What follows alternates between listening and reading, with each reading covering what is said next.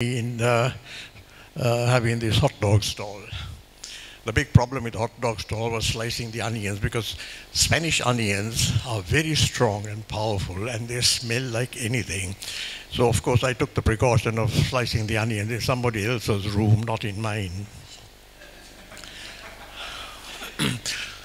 Holidays, Christmas, Easter, summer.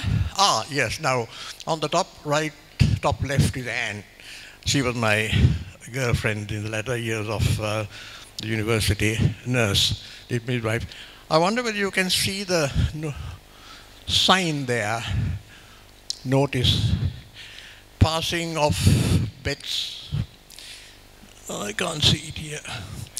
Passing of bets writing, passing of notes is strictly prohibited.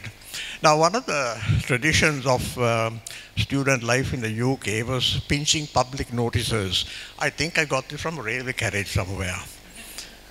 So these things are displayed in one's room, taken from place to place. The most sought after sign was the Royal Automobile Club signs, big metal things painted blue and white, bolted onto lampposts.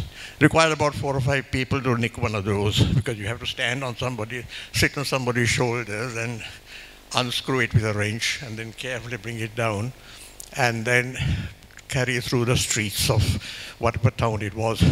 There was one in my brother's flat in London. He claims he didn't collect it, but that was there. So the holidays were spent doing various things that are available. They were available. I don't know if they still are. These are 1-week holidays that are offered commercially. Sorry, this one actually was with the ski club of the university in the Dolomites. 1 week of skiing. I wasn't very good at it because I couldn't balance on my left, but snow was very much a Godiata magic at that time. This was the first time I'd seen snow. This was more in my field. This was during an Easter holiday with the sailing club. They had a fleet of these four boats, each one with 2 people in it, and sailing the Norfolk Broads. The Norfolk Broads is a system of rivers, marshes, and lakes, waterways, and things like that. In the summer, it's full of boats, power cruisers as well as sailing boats. Very safe boats. You can't turn it over even if you want to try. Slow going, but they're great fun. A few years later, I got this one which took 3 people with my friend John and Chris from Churchill Hall. That would be, and the evening you moor on a mooring place, always by a pub. In England, life revolves around the pub. So all this was there by the pub. And the pubs also have the big bins into which you empty the chemical toilet. And some of them have toilets as well that you can use.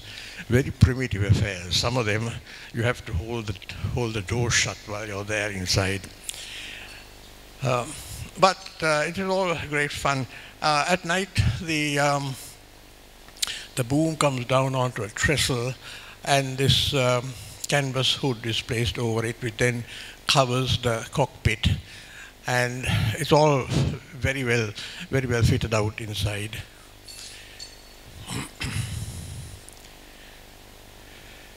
The next adventure was, I got this, I don't know what year this was, but I would have been in Hall, I think, still, with 3 medics, law student, and Chris did physics and went off to the USA. This is a boat for 6, again, beautifully fitted out. Chelsea, just outside London, and we went almost up to Oxford. Now, every few miles there's a lock, because the river has to keep rising. Manually operated locks. You get in and push them open. July 62, I went gliding. Again, these are the things that are offered on the by the various organizations. That was the machine that we went in, and also that one. These are hauled up on a winch. There's a 3,000-yard cable attached to a winch and is hooked up. And when the winch starts going, the plane just rises up like a kite. And it's got a slip catch bottom so that when it gets almost overhead, the cable drops and you circle around. This is on a hillside. It was hill soaring.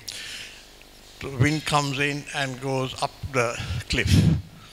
And you can keep on this, and the glider descends very, very slowly, and then you land.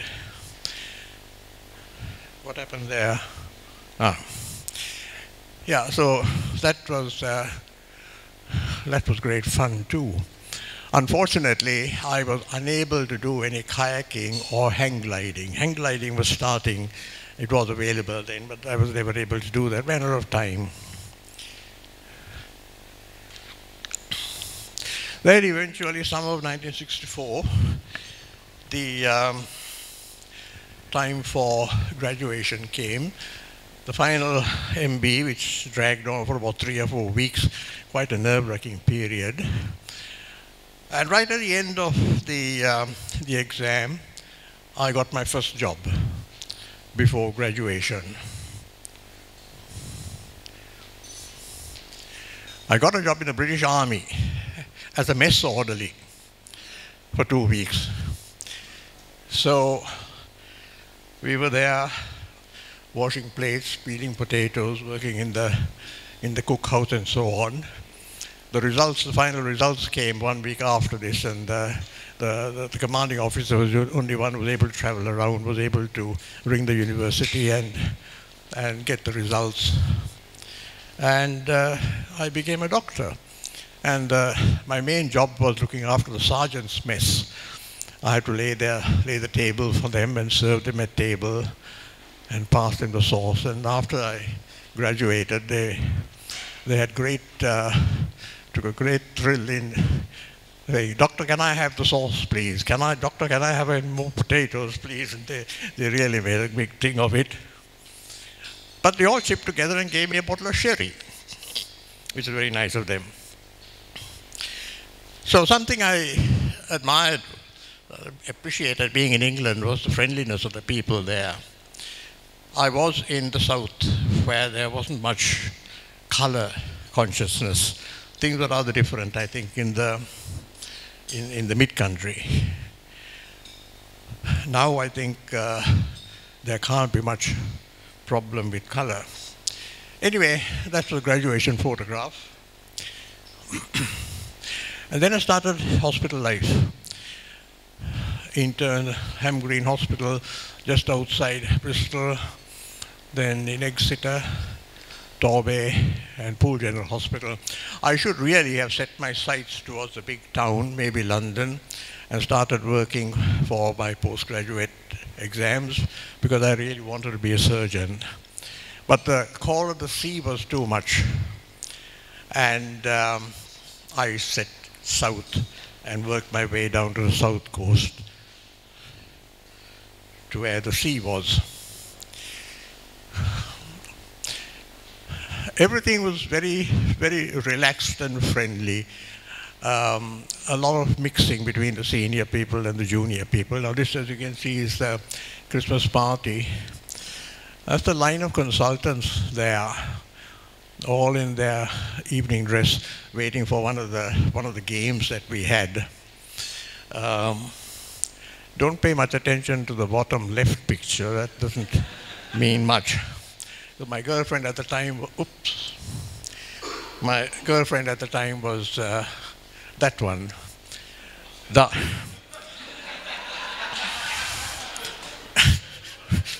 Why laughing?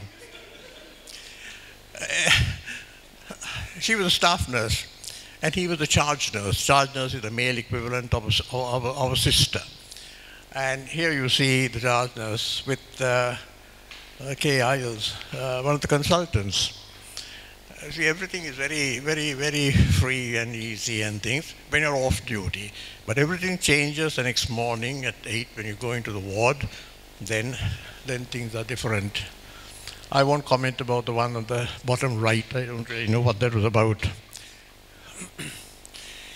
When I was at Exeter, I started exploring Dartmoor. Dartmoor is an enormous place. It's a big diamond-shaped thing, 45 miles from the top corner to the bottom and 45 miles across. Just one road that goes horizontally around the thing, and right in the middle of that is the famous Dartmoor prison. The prison is secure because there are no roads, no signposts, and this place is full of bogs. And if you miss your footing and get into a bog, you won't be able to get out of it. So hiking on Dartmoor is all map and compass work. And I used to love to do this alone. It was a great relief after a heavy job, just getting out on a Sunday morning and hiking on your own, just relying on only your own attention to detail and to where you are. But there were times when people insisted on coming, like that was one of the girlfriends I had in Torbay, who a radiologist. She insisted on accompanying me